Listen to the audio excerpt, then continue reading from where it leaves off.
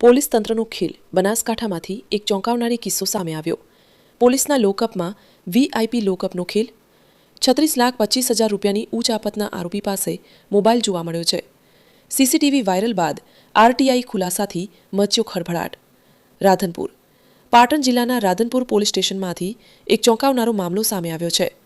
અગીચણા ગામની મંડળીમાં 36,25,000 રૂપિયાની કથિત ઉચ્ચ આપત કેસના આરોપી અને મંડળીના મંત્રી જહાભાઈ રબારીને પોલીસ લોકઅપમાં સામાન્ય આરોપીની જેમ નહીં પરંતુ વીઆઈપી ટ્રીટમેન્ટ આપવામાં આવી હોવાના ગંભીર આક્ષેપો થયા છે।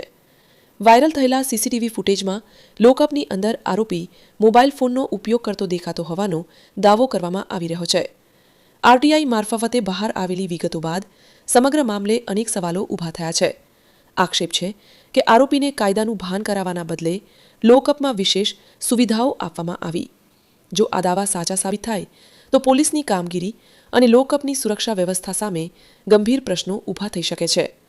હાલ સમગ્ર મામલો ચર્ચાનો વિષય બન્યો છે અને જવાબદાર અધિકારીઓ સામે નિષ્પક્ષ તપાસની માંગ ઉઠી રહી છે।